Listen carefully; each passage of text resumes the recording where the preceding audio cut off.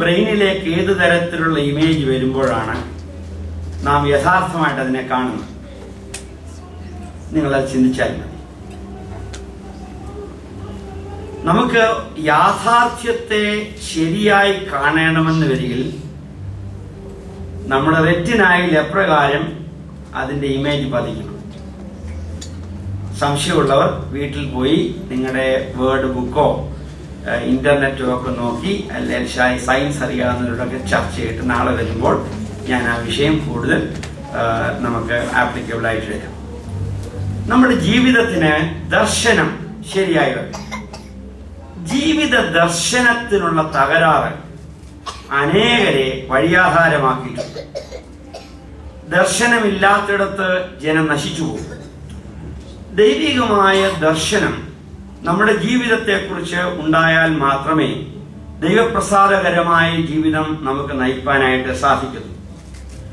ഇതിന് ഈ ആശയങ്ങൾ പ്രായോഗികമായി അവതരിപ്പിക്കുന്നതിന് അടിസ്ഥാനമായി കർത്താവ് തന്നെ തന്റെ ജീവിത ദർശനം ശിഷ്യന്മാർക്ക് പകർന്നു കൊടുത്ത 1-2 വേദഭാഗങ്ങളുടെ അടിസ്ഥാനത്തിൽ നമുക്ക് ഇന്ന് രാത്രിയിലും നാളെയും ധ്യാനിപ്പാൻ ഇടയായി വരട്ടെ. ഇന്ന് രാത്രിയിലെ ധ്യാനത്തിന് അടിസ്ഥാനമായി മർക്കോസിന്റെ വിശുദ്ധ സുവിശേഷം 8-ാം അധ്യായത്തിന്റെ 27 മുതൽ 9-ാം അധ്യായത്തിന്റെ 1 വരെയുള്ള വാക്യങ്ങൾ നമുക്ക് തുറന്നു വയ്ക്കാം. എല്ലാ വാക്യവും ഉടനെ വായിക്കാം. നമുക്ക് ആദ്യമായി അതിന് 27 മുതൽ 30 വരെയുള്ള വാക്യങ്ങൾ വായിക്കാം.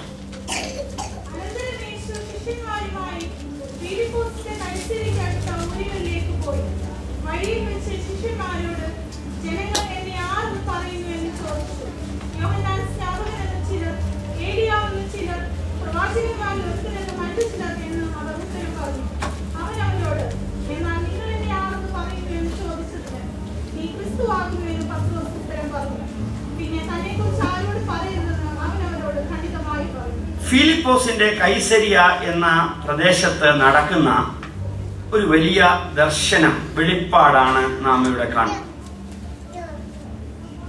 ഇതിനു മുൻപുള്ള അധ്യായങ്ങൾ പഠിക്കുകയാണെങ്കിൽ മർക്കോസ് സുവിശേഷകൻ യേശുവിനെ വളരെ അധികാരമുള്ള, അസാധാരണമായ അത്ഭുതങ്ങൾ ചെയ്യുന്ന ഒരു അഭിഷിക്ത ദൈവദാസനായിട്ടാണ് ചിത്രീകരിച്ചിരിക്കുന്നത്. കുഷ്ഠരോഗത്തിന് സൗഖ്യം വരുത്തുന്ന, തളർവാദക്കാരന് സൗഖ്യം കൊടുക്കുന്ന, നാനാവിധ രോഗഗ്രസ്തരെയും ഭൂതഗ്രസ്തരെയും സൗഖ്യമാക്കുന്ന, കൊടുങ്കാറ്റിനെ ശാസിച്ച് അമർത്തുന്ന, 5 അപ്പവും 2 മീനും കൊണ്ട് 1000-ങ്ങളെ പോഷിപ്പിക്കുന്ന, ദേവാലയത്തിൽ പോയി അധികാരത്തോടെ പഠിപ്പിക്കുകയും ഉപമകളാൽ ദൈവത്തിന്റെ രഹസ്യത്തെ വെളിപ്പെടുത്തുകയും ചെയ്ത, ദൈവത്തിന്റെ അധികാരം പ്രാപിച്ച ഇസ്രയേലിന്റെ ഒരു ഉപദേഷ്ടാവായി, ദൈവം തന്നോട് കൂടെയുള്ള അധികാരമുള്ള ഒരു ദൈവദാസനായി, ഗ്ലാമറസ് ആയിട്ടാണ് മർക്കോസ് യേശുവിനെ ഇതുവരെയും ചിത്രീകരിച്ചത്. മർക്കോസിന്റെ സുവിശേഷം നാം വായിക്കുകയാണെങ്കിൽ ഇനി ഇപ്പോൾ 2 സൗഖ്യവും വേറെ ഒരു അത്ഭുതവും മാത്രമേ ശേഷിപ്പിച്ചിട്ടുള്ളൂ.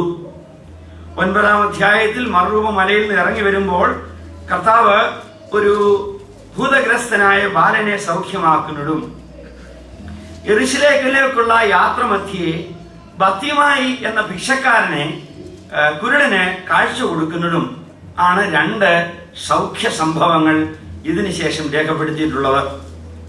പിന്നെയുള്ള വേറൊരു അത്ഭുതം, കർത്താവ് ശപിച്ച അത്തി വാടിപ്പോയതാണ്. ഇനി അത്ഭുതങ്ങളിൽ അത്ഭുതം മർക്കോസും രേഖപ്പെടുത്തിയിട്ടുണ്ട്. മരിച്ചവരുടെയിൽ നിന്നും ഉയർത്തെഴുന്നേറ്റവനായ കർത്താവ്, മരിച്ചവരുടെയിൽ നിന്നും ഉയർത്തെഴുന്നേറ്റവനായ കർത്താവിനെ കുറിച്ച് ഉള്ള റിപ്പോർട്ട് പരന്നപ്പോൾ ശിഷ്യന്മാരെല്ലാവരും ഒഴിഞ്ഞ കല്ലറയും കണ്ടിട്ട് അത്ഭുത സ്തബ്ധരായി. They were astonished, amazed. ഇതിനെങ്ങനൊരു വ്യാഖ്യാനം കൊടുക്കണം എന്നറിയാതെയാണ് മർക്കോസിന്റെ പല പ്രാഥമിക രേഖകളും ഏറ്റവും പ്രാചീനമായ രേഖകളും അവസാനിക്കുന്നത്. എന്നാൽ 8-ാം അധ്യായത്തിന്റെ 26-ാം വാക്യത്തിന് മുൻപുള്ള ഭാഗങ്ങളിലൊക്കെ യായിറോസിന് മകളെ ഉയർപ്പിച്ച, അസാധാരണമായ രോഗസൗഖ്യം കൊടുക്കുന്ന, നിരവധി രോഗങ്ങൾക്ക് ശാന്തി വരുത്തുന്ന, അത്ഭുതങ്ങളും അടയാളങ്ങളും അധികാരവുമുള്ള ഒരു യേശുവിനെ കാണിച്ചിട്ട് 8-ാം അധ്യായത്തിന്റെ 27 മുതൽ ഒരു വലിയ ഗിയർ ഷിഫ്റ്റ് നടക്കുന്നതായി നമുക്ക് കാണുവാനായിട്ട് സാധിക്കും. പണ്ഡിതന്മാർ പറയുന്നത് മർക്കോസ് സുവിശേഷം 1 മുതൽ 8-ാം അധ്യായം 26 വരെ it's the gospel of glory, മഹത്വവാനായ മിശിഹയെ കുറിച്ചുള്ള ദർശനം, റിപ്പോർട്ടുകൾ. 27 മുതൽ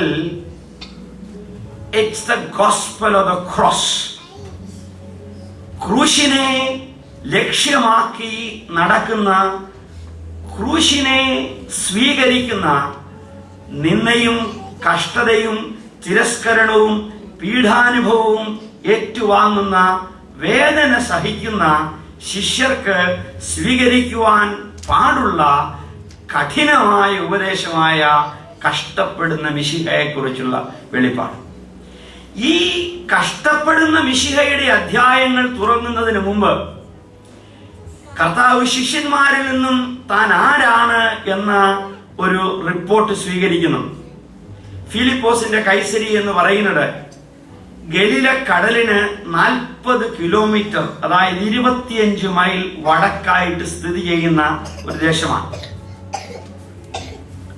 ഹെരോദാവിന്റെ മക്കളിൽ ഒരുവനായ ഫിലിപ്പിന് 4-ൽ 1 എന്ന ആധിപത്യം കൊടുത്ത്, ഒരു നാട്ടുരാജാവിന്റെ സ്വാധീനം കൊടുത്ത് റോമൻ ഗവൺമെന്റ് കൊടുത്തിരുന്ന പ്രദേശമാണ്. അവിടെ പനേഷ് എന്ന് പറയുന്ന ഒരു ജാതീയ ദേവന്റെ ദേവാലയം ഉണ്ടായി. പന്ന എന്ന് പറയുന്ന സ്ഥലം, അവിടെ ഹെറോദിന്റെ മകൻ രാജാവായി കഴിഞ്ഞപ്പോൾ ആ ദേവാലയത്തെ നശിപ്പിച്ചിട്ട് അഗസ്തസ് കൈസറിന്റെ പേരിൽ ഒരു ദേവാലയം പണിതു.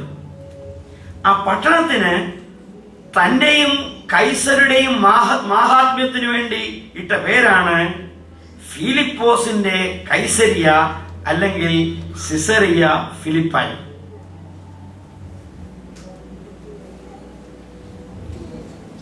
അലക്സാന്ദ്രിയ തുറമുഖം കഴിഞ്ഞാൽ പിന്നെ ഏറ്റവും പ്രധാനപ്പെട്ട തുറമുഖമായിരുന്ന, ലോകത്തിന്റെ വാണിജ്യ കേന്ദ്രങ്ങളെ നിയന്ത്രിച്ചു കൊണ്ടിരുന്ന ഒരു തുറമുഖമുണ്ട്.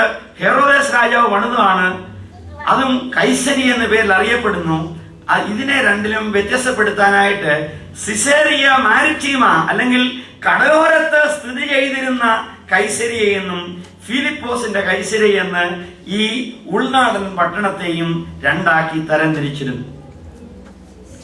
ഫിലിപ്പോസിന്റെ കൈസരിയയിൽ വെച്ച് യേശു ശിഷ്യന്മാരോട് ചോദ്യം ചോദിച്ചു, ജനം എന്നെ ആരെന്ന് പറയുന്നു? അതിന് അവർ കൊടുത്ത ഉത്തരം വളരെ സ്പഷ്ടമായ ഉത്തരമാണ്. ജനം നിന്നെ ഒരു പ്രവാചകനായി, മോശയെ പോലെ, ഏലിയാവിനെ പോലെ, എലീശയെ പോലെ, അർത്ഥാൽ ഇസ്രയേലിനെ യഥാസ്ഥാനപ്പെടുത്തുവാൻ ദൈവം തിരഞ്ഞെടുത്ത യുഗാന്തിയ ദൈവ ദാസന്മാരിൽ അഗ്രഗണ്യനായി ദൈവം നിന്നെ അതിശ്രേഷ്ഠനായ ഒരു പ്രവാചകനായി ഇസ്രയേലിന്റെ മടങ്ങിവരവിനായിട്ട് അയച്ചിരിക്കുന്നു എന്നുള്ളതാണ് പൊതുജനങ്ങളുടെ റിപ്പോർട്ട്. യേശു അവരോടൊരു ചോദ്യം, നിങ്ങൾ എന്നെ ആരെന്ന് പറയുന്നു?